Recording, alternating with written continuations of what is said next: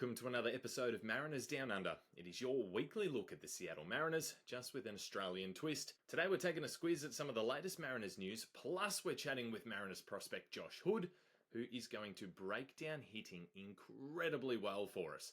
It's a pleasure to have him on. And plus, we're going to be doing another giveaway as well. We want to hit an Instagram milestone. We need your help. So stick with us, come have a yarn, and win some free stuff. Let's get into it.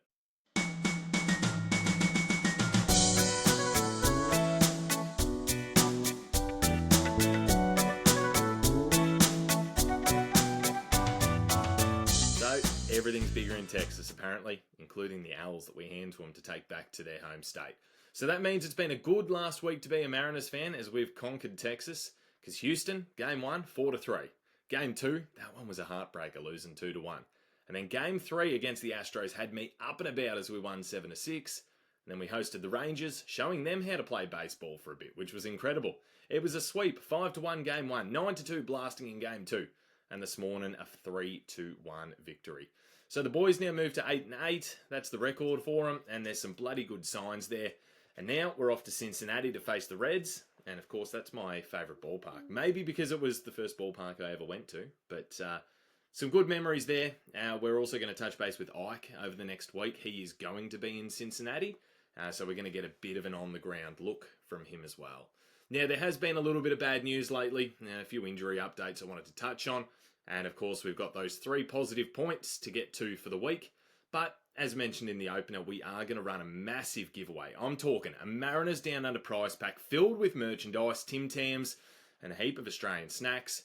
I've got to get some photos up on the Instagram, actually, of what we're giving away. But this is going to be one you want. So, get this. I want to reach 300 Instagram followers.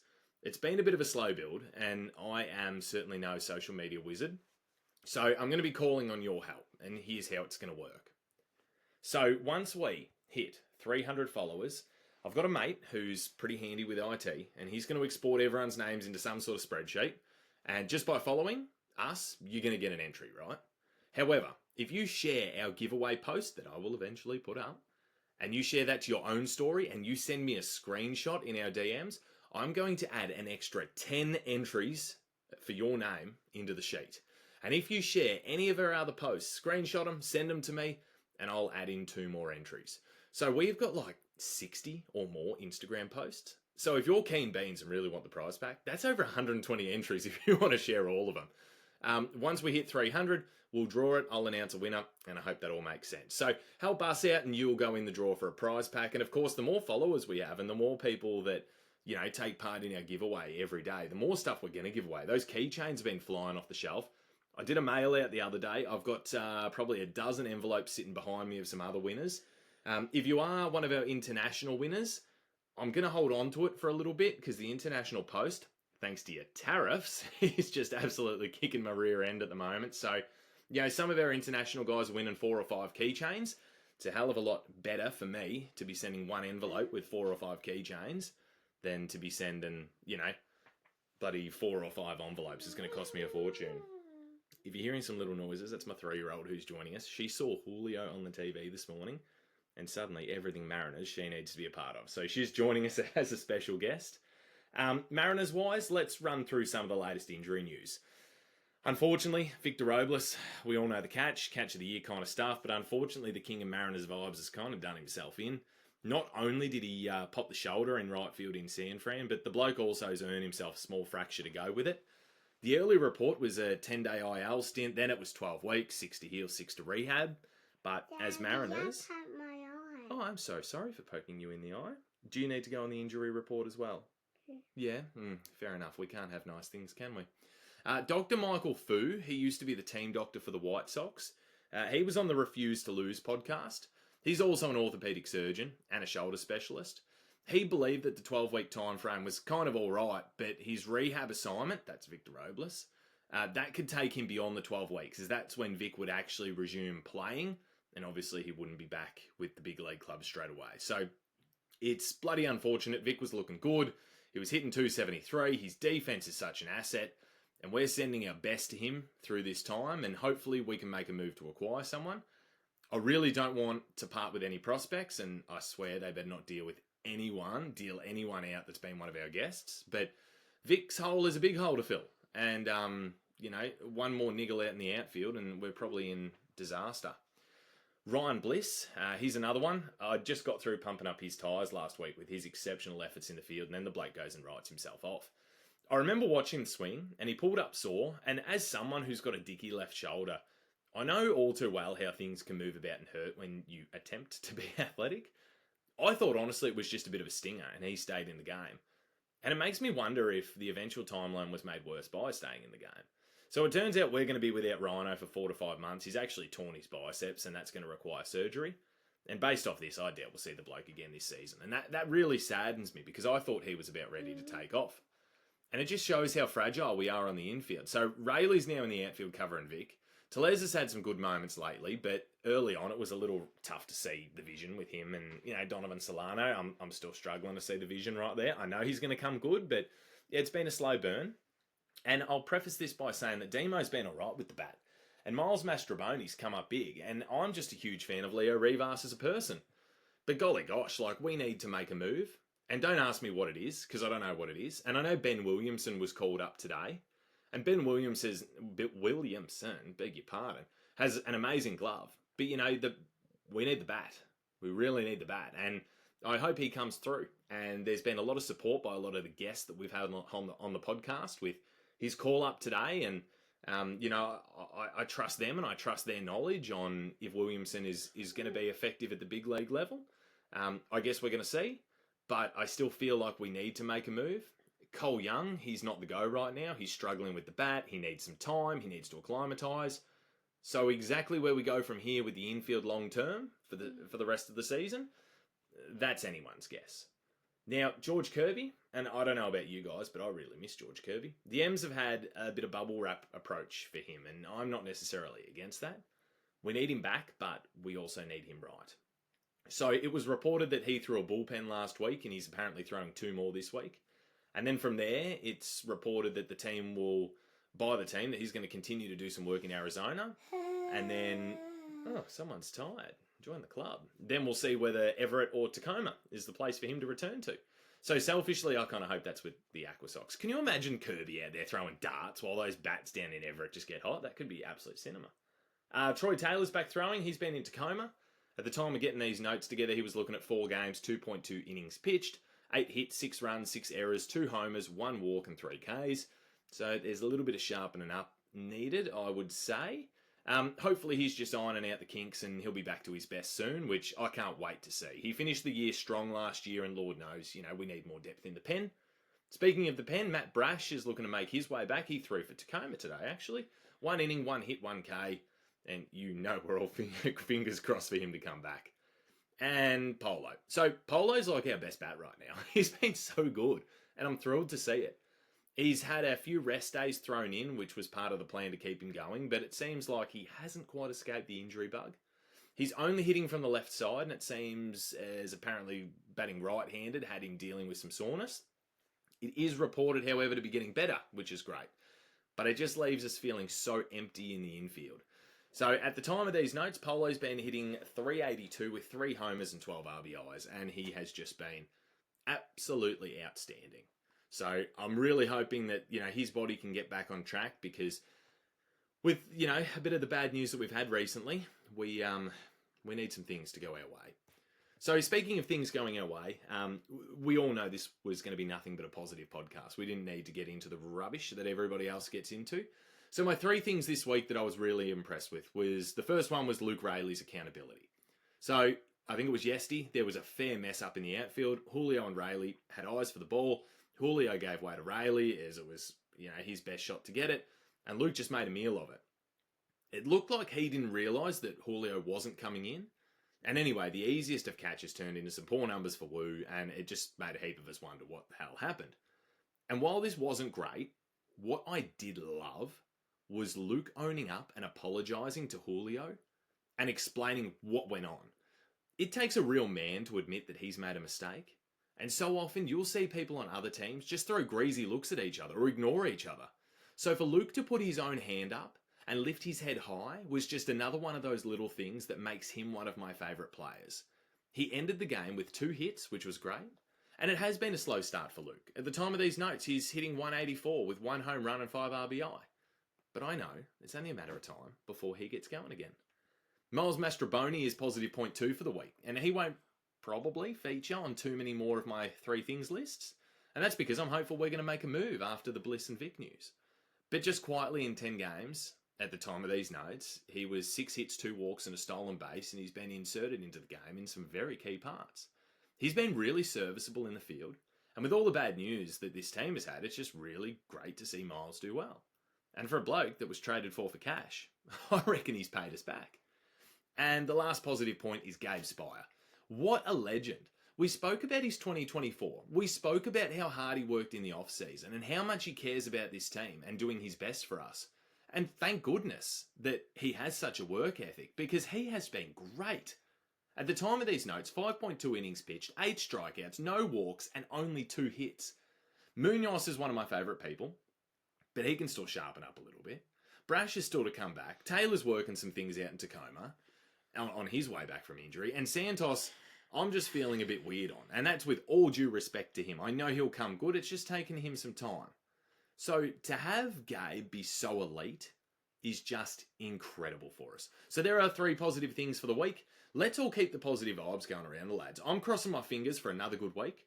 But now it's time to jump onto our next interview. We have been so lucky to have someone each week come on, and so many players too. Josh Hood is this week's guest, and I can't speak highly enough about the bloke. We did this interview at nearly midnight his time to fit in with me. We had technical difficulties, and he stuck with me, and his knowledge that he was able to give out is just outstanding. I'm absolutely going to be pushing for him to come on again, like with all our guests. I can't wait to see him wear that Northwest green. I'm really getting behind the bloke. I think he's not just an exceptional player, but one of baseball's really good people. So let's get to our chat.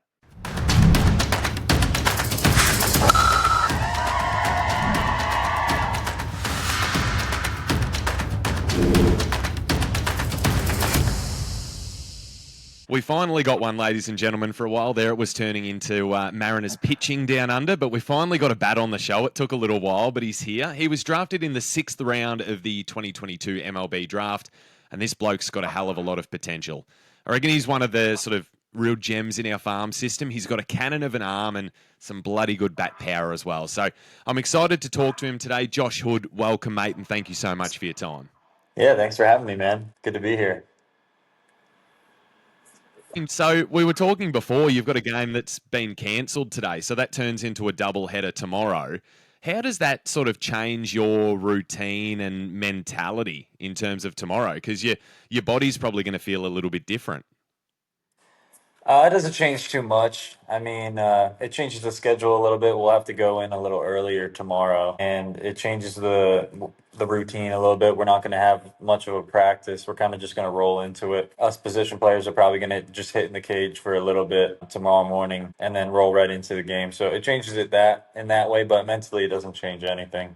We're still just working with what we got and just going to compete. So you were actually drafted twice. So Boston took you in the 20th round in 21, and then Seattle picked you up in round 6 the following year. So obviously the decision that you made paid dividends. It's a 14-round jump, mate. It's a serious jump. So can you walk me through that decision of why you decided to not go with Boston originally and just continue to self-improve? Yeah, for sure. I mean, so. Uh, My freshman year of college, I was at the University of Pennsylvania in 2019. And then I had a really good year. And once my sophomore season came around, it was around the time of COVID in 2020. So, like everybody else, our season got canceled. And so then, kind of just had to rest up for the next year, train as much as I could, and stay ready. And then 2021 came around, and my college conference that I was in actually canceled the following season again because of COVID.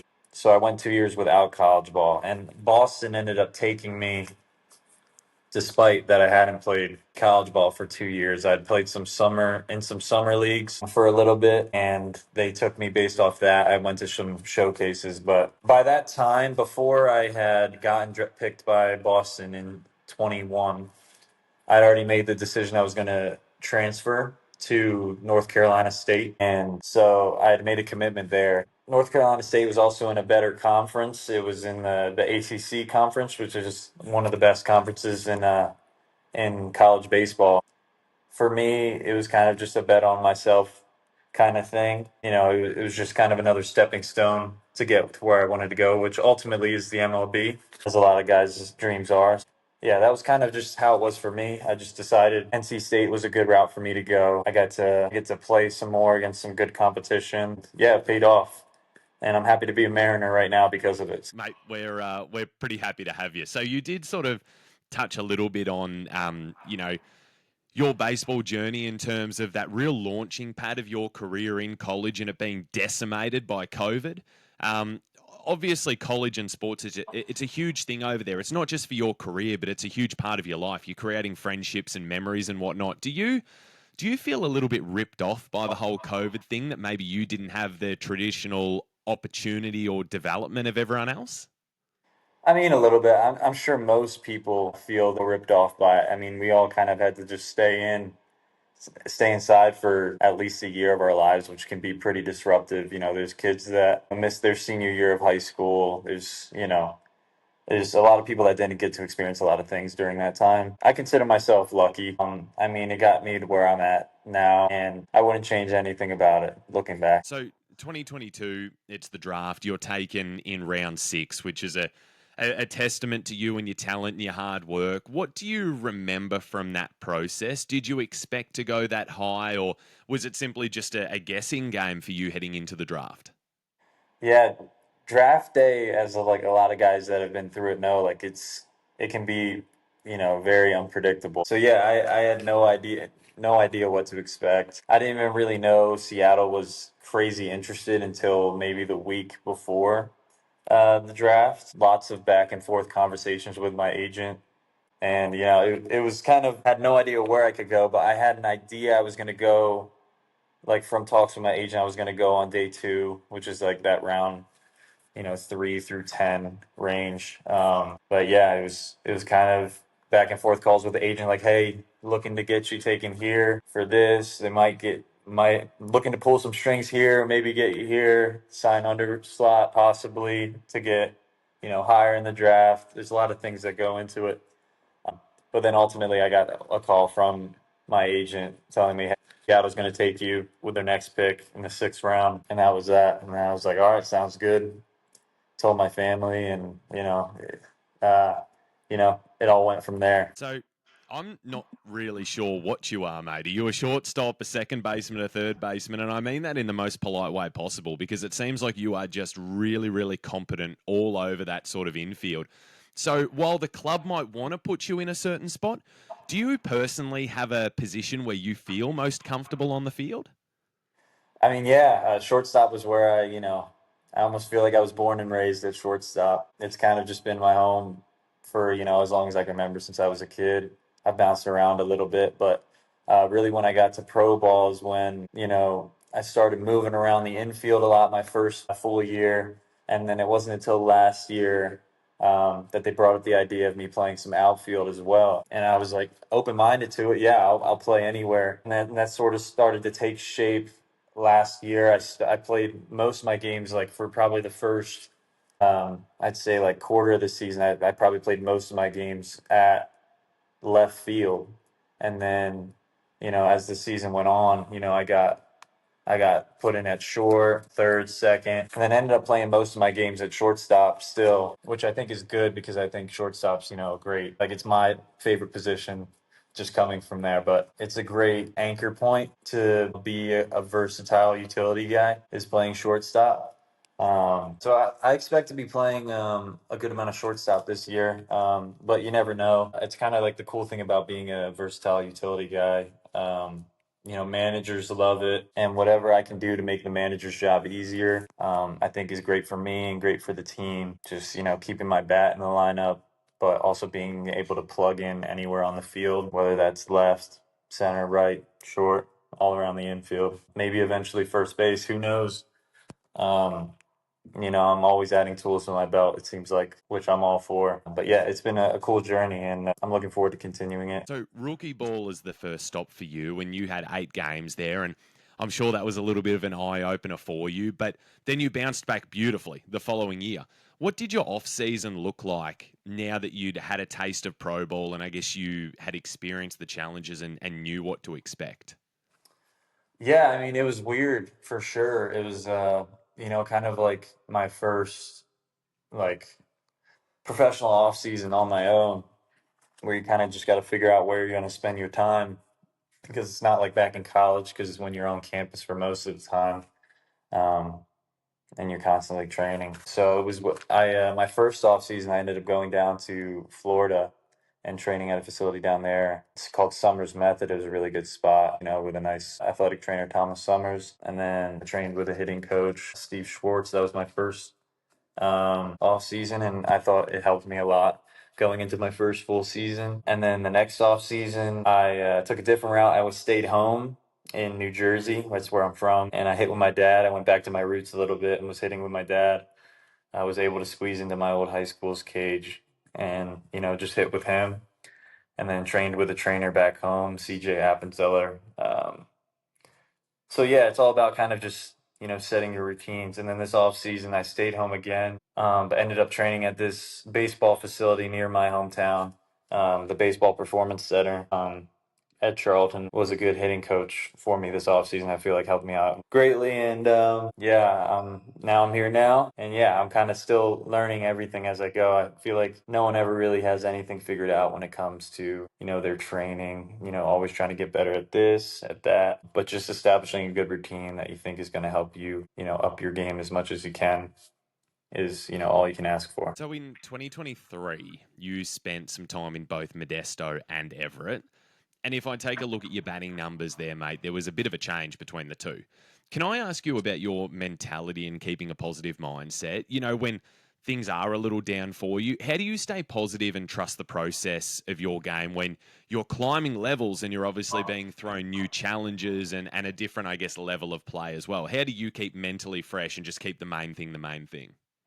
Yeah, I mean, that's a great question. I think for me and a lot of athletes at this level, it's all about kind of still having fun. You got to remember that it's a game, and you're obviously very talented. It's what you got you here to this point. A lot of it's mental. We talk about it with the Mariners a lot. We want like our confidence to come from our preparation. So whenever something's not going great, you kind of just got to keep a level head and stay positive and make sure you're still, attacking your routine and the work that you need to put in every day, and let that work be the source of your confidence when it comes game time. And you just got to keep competing. That's all you can say. Now, you've recently just been promoted to the Travs, mate, and I'm assuming here, and this is me having only made a couple of trips to the States, but I'm assuming the weather down there might be a little bit better than Everett.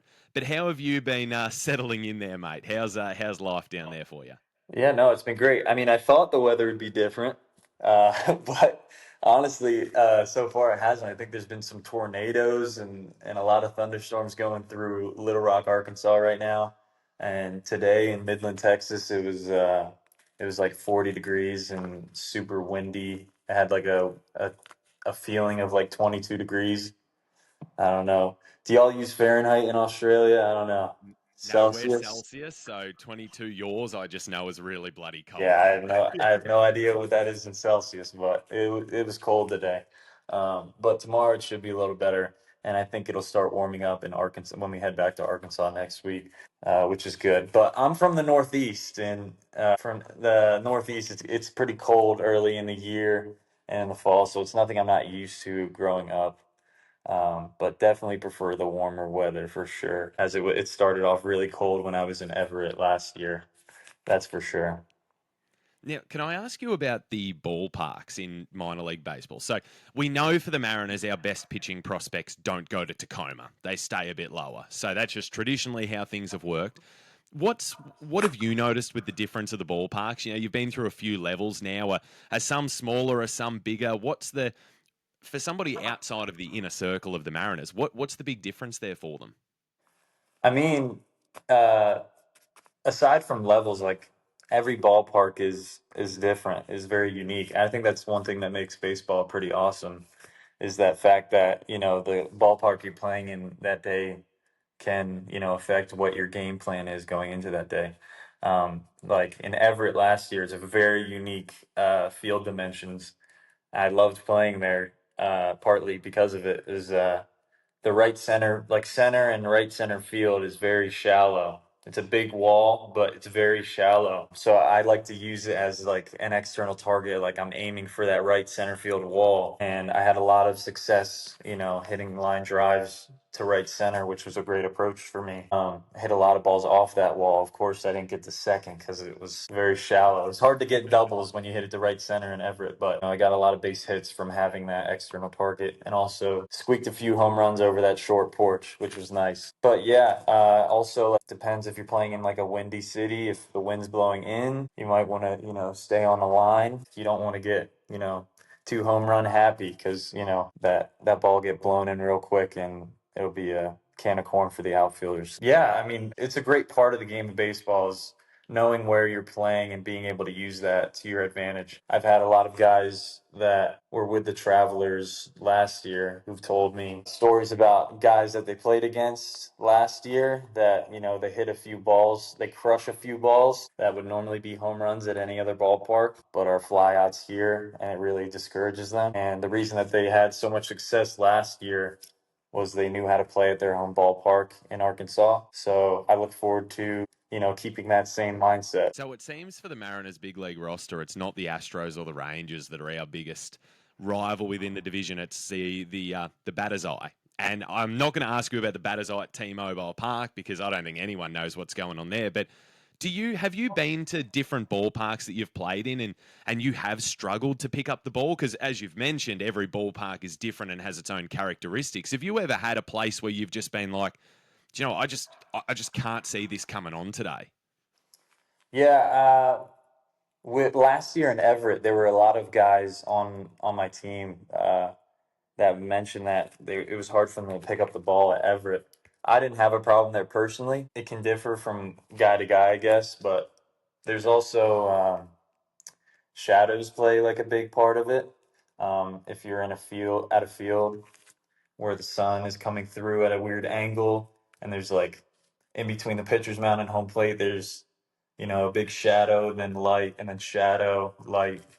It can be it can be a little difficult to pick up the spin and where the ball is coming in and out of that light. So yeah, there are definitely some challenges depending on certain uh, you know external factors. A lot of guys like can have trouble if there's some signage in the outfield with ads like white boards out there. So yeah, there are definitely some external factors that can affect your vision. Now, you've been around the block a little bit. You've been in the system for a while. And as I mentioned earlier, you're sort of on my list of, under the radar players that I enjoy. It's sometimes hard for me to catch minor league baseball because it's just horrible hours here to be watching games. And look, the big league team always takes preference. But you guys are just. I don't know. It seems to be out there that it is just so fun for you guys, and there's a hell of a lot of camaraderie. So, when you are progressing through the levels, mate, how's that going into a new locker room? What's that like? Is everyone sort of welcoming you with open arms, or because it's minor league baseball and the Mariners have about 1,001 different shortstops all vying for one position, is there a little bit of argy bargy and a bit of eyeing each other off, or is it all friendly when you come into a new spot?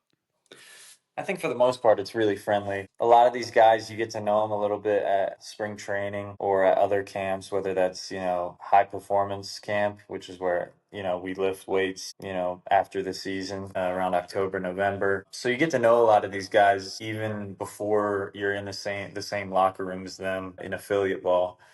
So for the most part, it's kind of, you know, friendly competitiveness. We're all kind of competing against each other, but it's not in any harsh, ill-willed kind of way. We're all kind of boys just playing ball. We're on the same team, and whatever happens, happens. We're all just trying to control what we can control, and yeah, that's about it.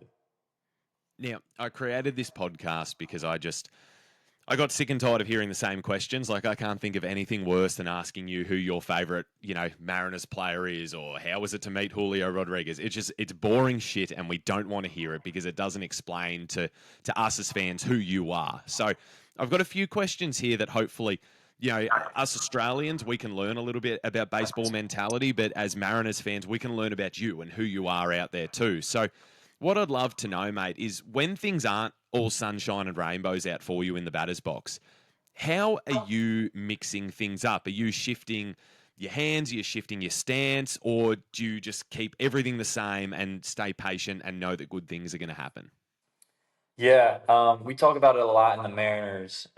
Is we want to be as external as possible when it comes to game time. Practice is when you can worry about, like, some people worry about more than others, but practice is definitely the time. If you're gonna worry about mechanics, hand positioning or wherever, whatever. That's definitely in practice pre-game. But once you step in between those lines and it's game time, you got to be external. Like, what am I trying to do with the ball? Like, where am I trying to hit it? What pitch am I looking for? Where am I tunneling this pitch? So yeah, when that's across the board, when you're going hot and when you're going cold, we try to stay as external as possible. Now, you've been promoted a couple of times now. What is it like changing coaching staff? Is that an adjustment for you, or is there a clear message within the Mariners organization that goes top to bottom and everything kind of stays the same? Well, I've been lucky. I haven't really had to change coaching staffs too much because I did for a little bit my first year at the end of the year. But then once I started in Everett, the coaching staff somewhat followed. My hitting coach followed me to Everett. And then this year, going into this year, hitting coach and manager from Everett also are up in Arkansas. So I don't know too much about that. But yeah, for the most part, I've been blessed with great coaches, a great coaching staff at every level I've been at so far within the Mariners. And I think that's a testament to, what the Mariners value in coaches. They're great listeners, um, and they're very open minded, but they're also very determined and uh, have a vision of what the Mariners find important, and that's ultimately winning. And I think they do a great job. So I've been blessed with really good coaches. Now, as I mentioned before, we've only had arms on. We've had a nearly a whole major league roster full of arms, it seems like. And I've really enjoyed listening to them on how they take care of their body. But for you as a bat, let's say you've played 4 games in 5 days and whatnot. What's the body feeling like, and how does that wear and tear affect your swing coming into that final game? Yeah, I mean, the goal as a position player, you're going to be playing a lot of games. So the goal is to have your body feeling, as consistent as possible going into every game. Also, when you've been doing it a while, I feel like your body gets used to it. Luckily, we have, with the new minor league rules, we have to have an off day on Mondays. So that's really good for the body. But yeah, as long as you're doing the same thing every day, that gets your body right. We lift at least 2 times a week. And that's just to maintain strength and range of motion and whatnot. I think that plays a big part of it. But at this point in our careers, we're professionals, and most of us know what we have to do to get our body right on a daily basis. So yeah, as long as you keep that routine, by day 5 of that series, you should still be, feeling ready to go and compete. I read it's about half a second that you've got on a 90-mile-an-hour pitch to sort of, with your reaction time to pick what's coming. So, can you walk me through when you are in the batter's box, what you're doing to try and get a hint off the pitcher on what he's going to do, or are we just simply at a point where sometimes you're just guessing? Yeah, so it all comes down to approach. And we have hitters meetings before every game, going over the starting pitcher for that day to try and gauge what our approach is going to be. Um, Based on what that guy has, he's got a fastball that's got a lot of ride. It plays really fast. Um, or if they got a big curveball or a short sweeper or a cutter or changeup, and we have reports on what their tendencies are to do to certain hitters, righties, lefties, in certain counts as well. So it's all based on what your approach is going into that game, and that involves where are you looking for it out of the hand and where are you eliminating like certain pitches out of the hand, and that all comes that's called tunneling, for those who don't know, but that's a big part in a lot of the hitter's game, is being able to recognize pitches out of the hand and the ones they want to swing at, and then having a good approach on what you're going to do with that pitch once you get it, so that you're on time, you have good direction, so that you're not missing your pitch, and you also have good adjustability. Different pitches that may be coming in. Now, I was very clear when I started this podcast. I didn't want any negativity on it, because I think there's just enough shit out there from other people who are trying to just make a name for themselves, and I hate it. Yeah, we're here to uplift the team, but I will admit that when I'm watching a game on TV and a batter is swinging at some slider that's about 30,000 feet off the plate, I do banana at the TV a little bit. And this is coming from someone who's never played, so I don't understand it. On the tally, it just seems like, why the hell would you swing at that? And then you see the guys that are wearing GoPros and the ball's coming in, and there really isn't. I don't know how you differentiate with that. So, as somebody like yourself, you're a professional player, you've been in the trenches. What can you do to stop swinging at stuff that is just so far outside? Because to me, it seems like it's just an impossible task. Yeah. For me, I have my plan on what to do with that. If I find that I'm chasing, it often means that I'm a little early with my decision making. So it all comes down to your approach. Like I said before, if a dude's got a really nasty secondary pitch that gets a lot of chase, you might want to back up where you're trying to hit that fastball. Because for the most part, us hitters, we're basing everything off the fastball. That's our timing and, how direct we are to the ball. So if it's a guy that's got a really nasty secondary pitch, you might want to shift your sights even more to the opposite field, just to give yourself a little bit of time. So I'll just go into a little more in depth about it. So as a hitter, like when hitters spray it all around the field, right, center, left, um, it's typically determined by their timing. So if they're a little late on it, hitters are typically going to hit it to the opposite field. If they're perfectly on time, they're going to hit it right up the middle. And if they're a little early, they're going to hit it to the left field. So in order to buy yourself as much time as possible, it's a really good approach to hit the fastball to opposite field, which is going to mean that you're going to be a little late on the fastball. But that gives you a little more time to be able to recognize some of those pitches for a little longer, so you know whether to spit on it or not, just to give you more time to make better swing decisions. Mate, I really hope the baseball thing works out for you. But if it doesn't, you need to get into coaching. That was like it's been so enlightening to have people on, and we really get a breakdown of the game, because I think I said to one of the guys I interviewed yesterday, I said there's no better baseball player in the world than the fat bloke sitting in the stands on his fifth hot dog and beer. It's very easy for people to say what's going to happen, but when you're out there and it just seems like a really hard game, and to hear the amount of thought and preparation that needs to go into it is just fantastic for our listeners. So if I can ask you, is there a pitch that you have really struggled with at some point in your career that you've overcome? Is there something that you've just been like, oh shit, a change up again? Like what's going on? Is there something that's really sort of got you at one point? I think most hitters, deal with the same thing, because we all grow up, hitting the fastball. They teach younger kids, just to throw strikes. So they're going to throw whatever pitch. They can throw strikes more often, and, for the majority of the time, that's the fastball. So I feel like there's always an adjustment period, for all hitters, on getting used to hitting the breaking balls, like the sliders and the curveballs, and the changeups. So yeah, and it's a constant battle that everyone's fighting. We're all trying to be able to hit every pitch, as solid as we can. So yeah, I would say just adjusting to the breaking stuff was a big stepping stone growing up, as I think it is for um, most hitters. Now, finally, we like to finish up with two questions, and I'm very conscious of your time being late there, and I could ask you hitting strategy all day, I reckon. The first regular question that we've got that we ask all of our guests is, you're having a hypothetical dinner party. You can invite 4 people. 2 need to be Mariners players, and the other 2 people can be anybody that you want, dead or alive, from history, famous, non-famous, whoever you want.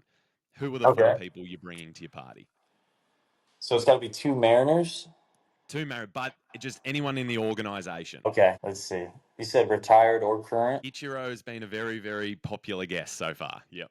Yeah, I mean, Ichiro's a legend for sure. Um, I'd have to say, you got to put the kid on there, Ken Griffey. Maybe get a pitcher side of it. Let's go like Randy Johnson or something. Those are my 2 Mariners, I guess. And then 2 other people. I'll go with my dad, just because my dad's been my rock this my whole career. He's been practicing with me since as soon as I could pick up a bat. So I definitely bring my dad. Maybe meet some of those guys at the dinner that he told me about growing up. And then the other one, let's see. I don't know. Let's go Jimmy Rollins. Jimmy Rollins was my favorite player when I was growing up on the Phillies, growing up close to Philadelphia. So, yeah, we'll go him. I'm just going to take the hot tip, mate. If you're allowing your dad to sit next to Ken Griffey Jr. at a dinner, I think you are the will. You're getting everything. That's a once in a lifetime opportunity. Yeah. And mate, we're going to look after you. So off the recording, so we don't breach your bloody privacy, we're going to send you some merchandise. So we've got our Mariners down That's at the sweet, t-shirts.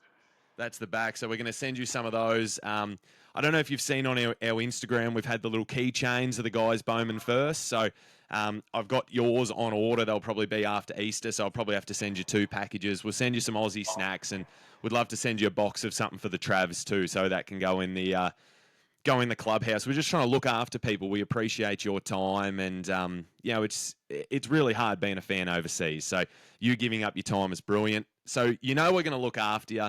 So my last question is, who should we have on the podcast as a guest? But keeping in mind, whoever you mention, you've got to help us get on. Oh, all right. But would you like another pitcher? Would you like another a hitter, or what are you looking for? Another hitter would be really, really good, and somebody that's someone that's a deep thinker. Like, I just love learning about how everyone just dissects this game. Okay. Let me think. My boy Bill Knight might be willing to do it. He's been my boy. He's been with me, since we got drafted together. So we've been up through all the levels together. So I think he'd be another hitter to have on. That'd be brilliant, mate. We might try the same tactic with you and try a bit of a DM slide, and we'll see how we go. And I'll sing out if we've got any dramas. But mate, I can't thank you enough. It's late there. You've given up so much of your time. This has been fantastic to break down. I'm sure everybody that's listening has a new appreciation for hitting in the game of baseball, and we're just wishing you nothing but the best, mate. So thank you so much for your time tonight. No, thanks for having me, man. I think what you're doing is really cool. I understand it's got to be pretty difficult to be a fan overseas. It was already hard enough to organize a time that we could get this going. But yeah, I think it's really cool. I love growing the game. I'd like to visit Australia someday. It seems like a really cool place to visit. And it's exciting to hear that, baseball is really growing over there. And anything I can do to, help the game grow, I feel like I owe it to the game of baseball. Because it's given me so much, So, yeah, I appreciate you having me on, man.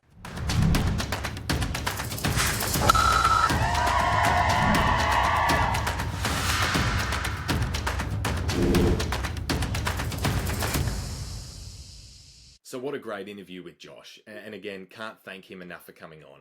Being able to break the game down, especially for those of us in Australia that haven't, we didn't play high school baseball. We didn't learn these things. Sometimes we just watch on the TV. So to be able to get inside a professional hitter's head was just outstanding. So a big thanks to Josh. We've got another player interview coming next week. I won't let the cat out of the bag, but that one's going to be pretty bloody good. So again, just a reminder, make sure you follow us on Spotify. Make sure you follow us on our Instagram page. As soon as we hit 300 followers on the Instagram, we're going to be giving away that massive prize pack. So make sure you share stuff around. Go back to the start of the interview, the start of the show, and find out how you can get yourself more entries in. And our keychain giveaways for our Guess the Stat line are going to continue. They probably won't be every day. We'll probably go every second day now. But make sure you keep your eye out to them. I've got about 150 keychains coming in of brand new players. We've got some Rosa Reynas, we've got Bowman First Woos, Bowman First Millers, we've got Garvers, we've got Luis Castillos, we've got more Julios. We've got so much stuff coming in. So make sure you keep your eyes peeled to that. But again, thank you all so much for joining me for another episode of Mariners Down Under. Your support really does mean the world. And hopefully we're bringing something a little bit different than the usual podcast to you, and something more positive about the Seattle Mariners, which is the team we all love. So again, stay safe, stay well, and until next time, go Mariners.